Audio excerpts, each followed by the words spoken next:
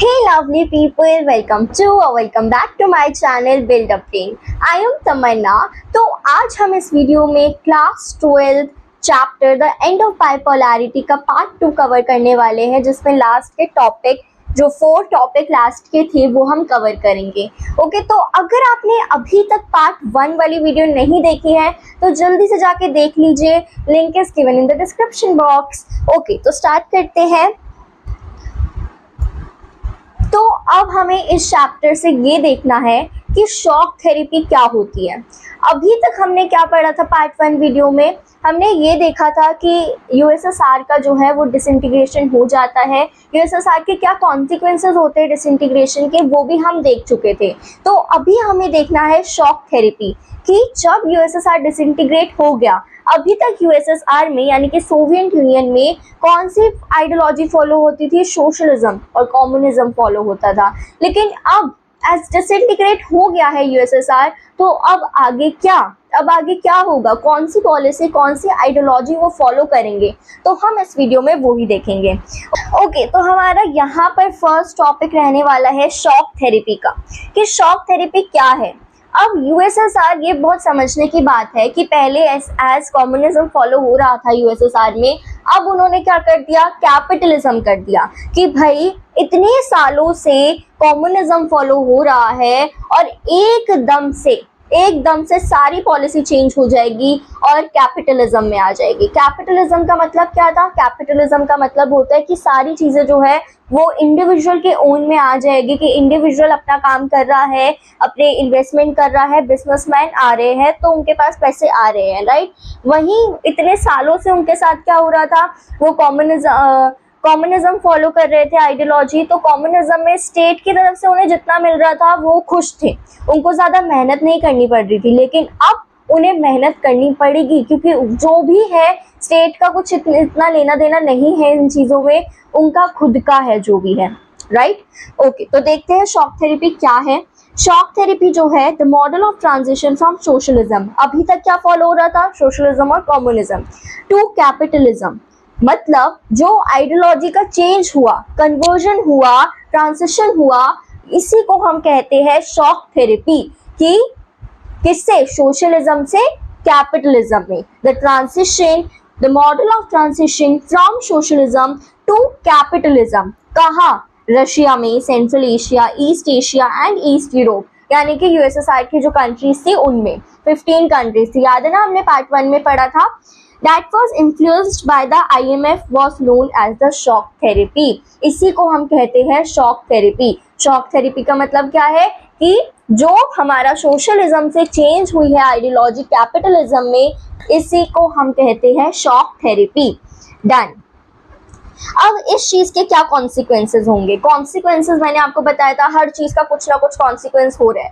अगर आप आज पढ़ रहे हैं तो उस चीज का अच्छा कॉन्सिक्वेंस होगा, आगे चल के आपके अच्छे मार्क्स आएंगे, राइट। अगर आप आज नहीं पढ़ रहे हैं तो उस चीज का गलत कॉन्सिक्वेंस होगा, गलत रिजल्ट निकलेगा, है ना। तो हर चीज का कुछ ना कुछ कॉन्सिक्वेंस होता है।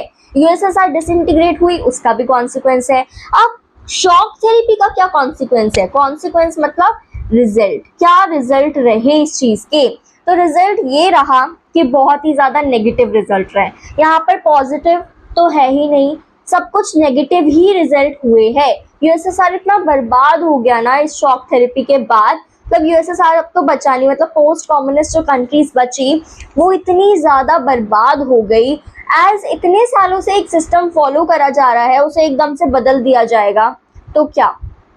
अभी आप एक अपने घर में रह रहे हैं, आप अपने मोहल्ले को जानते हैं, अब एकदम से आपको कहे कि आपको यहाँ नहीं रहना, कहीं और जाके रहना है, तो एकदम से आप सेटल नहीं कर पाओगे ना उस चीज को। यही चीज जो है ना यहाँ पर यूएसएसआर में हुई। यूएसएसआर जो डिसइंटीग्रेट हो गया था, यहाँ पर यूएसएसआर का मतलब है जो यूएसएसआर से डिसइंटीग्रेट कंट्रीज हो गई थी, आगे चल के जो डिसइंटीग्रेट कंट्रीज हो गई थी उनके साथ क्या हुआ? पहली चीज, रशिया में क्या हुआ? In Russia the largest state controlled industrial complex almost collapsed as about 90% of its industries were put up for sale to private individuals and companies। मतलब रशिया जो था, हमने देखा था ना कि यूएसएसआर में सब कुछ प्रोड्यूस होता था, फ्रॉम पेन टू कार, मतलब इंडस्ट्रीज अच्छी थी। लेकिन अब क्या हो रहा है? 90% ऑफ इंडस्ट्री जो थी ना वो प्राइवेट इंडिविजुअल्स और कंपनीज को दे दी गई थी, यानी कि FDI, फॉरेन डायरेक्ट इन्वेस्टमेंट, ये अच्छे से याद रखना है। फॉरेन डायरेक्ट इन्वेस्टमेंट स्टार्ट हो गया था कि भाई तुम आओ, बाहर से आओ और हमारे यहाँ अपनी इन्वेस्टमेंट करो, है ना। इसी की वजह से 90% ऑफ इंडस्ट्री जो थी वो लोगों को, इंडिविजुअल्स में बट गई थी, यानी कि यहाँ पर क्या होगा, डिस्पैरिटी आ जाएगी कि बहुत सारे लोग जो है वो मतलब कुछ लोग अमीर है और बहुत लोग क्या है, गरीब है ना, तो डिस्पैरिटी आ गई। This was called the largest garage sale in history as valuable industries were undervalued and sold at throwaway prices, यानी कि इसे हमने क्या कहा, इसे हमने कहा the largest garage sale in history. क्यों कहा, क्योंकि जो वैल्यूएबल इंडस्ट्रीज थी ना उसे ऐसे ही बेचा जा रहा था बहुत ही कम दाम में, तो लोग तो खरीदेंगे, जो बाहर के लोग हैं वो अपने इन्वेस्टमेंट तो करेंगे ही आके, right. Next, it systematically destroyed old system of social welfare. अभी तक क्या हो रहा था, सोशल वेलफेयर हो रहा था, कम्युनिज्म में सोशल वेलफेयर हो रहा था कि भाई लोगों को इक्वली ट्रीट किया जा रहा है। सोशलिज्म में ये मतलब ही, सोशलिज्म और कम्युनिज्म का यही था कि लोगों को इक्वली ट्रीट किया जा रहा है, स्टेट सब कुछ संभाल रही है। लेकिन अब क्या हो रहा है, सोशल वेलफेयर जो ओल्ड सिस्टम था वो बिल्कुल खराब हो चुका था, डिस्ट्रॉय हो चुका था। Next, the value of the rouble. Rouble क्या है, रशियन की करेंसी है रूबल, वो डिक्लाइन हो गई ड्रामेटिकली, ठीक है, मतलब जो करेंसी है वो भी कम हो गई, उनके भी दाम कम हो गए। The withdrawal of government subsidies pushed large section of people into poverty। बहुत सारे लोग जो है पॉवर्टी के ट्रैप में फंस गए, डेप्ट में आ गए कि भाई अब वो उनके लिए वो कितनी भी मेहनत कर ले, उस डेप्ट से, उस ट्रैप से निकलना उनके लिए बहुत ही ज्यादा मुश्किल होने वाला था। Next is there was now great economic inequality between people। हम ये देख चुके हैं, बहुत सारे लोग जो है वो अमीर हो जाएंगे जो इंडस्ट्रीज इन्होंने ओन कर ली है, और बहुत सारे लोग जो है वो गरीब हो जाएंगे। तो आज तक जो इक्वल रह रहे थे सारे लोग, उन्हें बहुत सारी डिस्पैरिटी फेस करनी पड़ेगी, है ना। तो बहुत ही गंदे जो कॉन्सिक्वेंस थे, बहुत ही गलत रिजल्ट मिले थे शॉक थेरेपी के, क्योंकि क्या होता है एकदम से सिस्टम को चेंज कर दिया जाता है ना। अब आगे चलते हैं टेंशंस एंड कॉन्फ्लिक्ट्स में। टेंशन एंड कॉन्फ्लिक्ट्स वाली टॉपिक में बेसिकली हमें क्या पढ़ना है कि क्या होता है जब सिविल मतलब वो चल रहा होता है, कोल्ड वॉर चल रहा होता है, या फिर जब ये यूएसएसआर जो है वो डिसइंटीग्रेट हो जाती है, तो यूएसएसआर के डिसइंटीग्रेट होने के बाद बहुत जगह लोगों के अंदर एक एस्पिरेशन जागृत होती है कि भाई हमें अपना अलग रहना है, हमें बिल्कुल अलग रहना है, कि हमें नहीं रहना इन लोगों के साथ, हमें अपनी अलग एक कंट्री बनानी है, खुद को खुद से गवर्न करना है, किसी के अंडर नहीं रहना। तो इसी की वजह से क्या होता है, बहुत सारी कंट्रीज का डिवीजन हो जाता है। वो अब डिवीजन होगा तो इतनी आसान तो नहीं है डिवीजन होना, कुछ तो लड़ाई होगी ना, तो यही लड़ाई टेंशन एंड कॉन्फ्लिक्ट्स में दी गई है। ये इतना ज़्यादा इंपॉर्टेंट टॉपिक नहीं है क्योंकि इसमें से बहुत कम क्वेश्चंस पूछे जाते हैं, लेकिन स्टिल हम एक बार गो थ्रू कर लेते हैं कि अगर पूछा जाए एक दो क्वेश्चन भी तो हमें पता हो। ओके, सो इन रशिया में क्या होता है, दो रिपब्लिक्स होती है, चेन्या एंड दागिस्तान। मे भी मैं प्रोनाउंस गलत करूं, लेकिन वर्ड सही, स्पेलिंग मेरा सही लिखी है इधर। हैड वायलेंट सक्सेशन मूवमेंट, कि भाई हमें अलग अलग रहना है, तो इसमें क्या होता है, बहुत ही ज्यादा सक्सेशनिस्ट मूवमेंट शुरू होता है दो रिपब्लिक के बीच में, चेन्या एंड दागिस्तान के बीच में, रशिया में। Second is in central Asia, Tajikistan witnessed a civil war that went on 14 years, 14 साल तक चला, 2001 तक।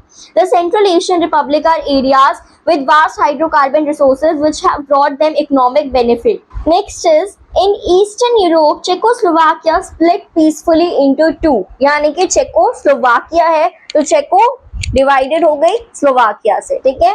तो दो चीज में बहुत मतलब पीसफुली, यहाँ पर कुछ ऐसे वॉर वगैरह नहीं हुआ, कुछ कॉन्फ्लिक्ट नहीं हुआ, बहुत पीसफुली ये दोनों अलग अलग हो गए। Next is the most several conflict took place in Balkan Republic of Yugoslavia after 1991. It broke apart with several provinces like Croatia, Slovenia and Bosnia and also Herzegovina declaring independence। यानी कि बहुत सारी कंट्रीज, बहुत सारी state जो है बिल्कुल अलग अलग हो गई एक दूसरे से, क्योंकि सबको अब एक नेशनलिज्म की भावना जागृत हो गई थी सब में, जो मैंने आपको बताया जो मोस्ट इमीडिएट कॉज था डिसइंटीग्रेशन का यूएसएसआर के। तो अब सबको अपनी इंडिपेंडेंस चाहिए थी कि अब हम खुद को आगे पहुंचाएंगे, है ना। चलो अब आगे चलते हैं।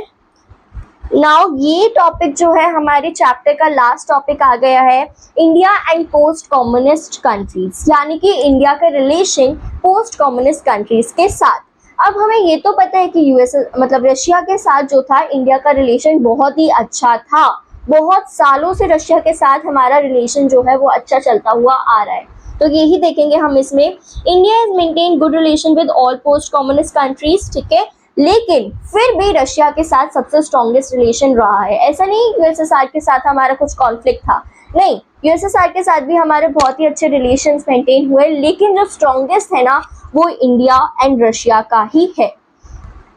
सो इंडिया एंड रशिया का रिलेशन देखते हैं। Indo Russian relations are embedded in a history of trust and common interest and are matched by popular perceptions. India और रशिया का रिलेशन जो है ना वो हिस्ट्री से बहुत पहले से एक विश्वास का रिश्ता है, ठीक है, एक कॉमन इंटरेस्ट का रिश्ता जो है वो बना हुआ आ रहा है। इंडियन हीरोज मतलब इवन इंडियन हीरो जो है लाइक राजकुमार हो गए to Amitabh Bachchan are household names in Russia, ठीक है, हाउस होल्ड नेम्स है, मतलब they are familiar with our heroes. Next is India and Russia and India share vision of multipolar world order, कि multipolar world होना चाहिए, unipolar नहीं होना चाहिए। Next is more than 80 bilateral agreements, मतलब बहुत सारे बायलैटरल एग्रीमेंट जो है वो रशिया और इंडिया के बीच में साइन हो रखे हैं as part of Indo Russian strategic agreement of 2001। Okay, good. Next is India stands to benefit its relation with Russia on issues like Kashmir, यानी कि इंडिया को भी ऐसा नहीं है कि रशिया के साथ अगर हम जुड़े हुए हैं तो हमें कुछ बेनिफिट नहीं हो रहा है, सिर्फ एक ट्रस्ट की वजह से जुड़ा है, नहीं, इंडिया को बहुत बेनिफिट हो रहा है इसके साथ जुड़े रहने का, रशिया के साथ जुड़े रहने का, फ्रेंडशिप निभाए रखने का। जैसे कि कश्मीर इशू जो हुआ था उसमें रशिया ने बहुत ज़्यादा हेल्प करी थी इंडिया की, एनर्जी सप्लाईज में बहुत हेल्प हुई है, sharing information on international terrorism, access to central Asia and balancing its relation with China. तो इन सब चीज़ों में क्या हुआ है, इन सब चीज़ों में हेल्प करी गई है, मतलब मिलती है इंडिया को रशिया से, तभी हमारी फ्रेंडशिप जो है वो इतनी स्ट्रॉन्ग है। Next is Russia stands to benefits it relationship because India is the second largest arm market for Russia. और रशिया को भी ऐसा नहीं कि सिर्फ इंडिया को फ़ायदा हो रहा है, नहीं, रशिया को भी फ़ायदा हो रहा है। रशिया को इस बेसिस पे फ़ायदा हो रहा है एज इंडिया जो है वो सेकेंड लार्जेस्ट आर्म मार्केट है रशिया के लिए, तो रशिया को ऑफकोर्सली फ़ायदा बहुत ज़्यादा हो रहा है। So this is all about this video and also this chapter the end of bipolarity, बस यही है आपके सिलेबस में, इस चैप्टर में। So if you like my explanation then please like, comment and subscribe my channel and don't forget to press the bell icon। और एक और चीज़, अगर आपको ये नोट जो है वो चाहिए होंगे, अगर आपको नोट चाहिए रिवीजन के लिए यही वाले जिससे मैंने आपको पढ़ाया है, तो आप इंस्टाग्राम पे मेरे इंस्टाग्राम हैंडल पे जाके नोट्स देख सकते हैं। अगर इंस्टाग्राम यूज़ नहीं करते हैं तो टेलीग्राम चैनल मेरा बन रखा है बिल्डअप ब्रेन के नेम से, आप वहाँ पर जाके नोट्स मांग सकते हैं, आपको नोट्स मिल जाएंगे। एंड अगर कुछ भी डाउट होगा तो आप टेलीग्राम या इंस्टाग्राम पे मुझे मैसेज करके, टेक्स्ट करके, डीएम करके पूछ सकते हैं, मैं आपके क्लियर डाउट जो है बिल्कुल क्लियर करूँगी।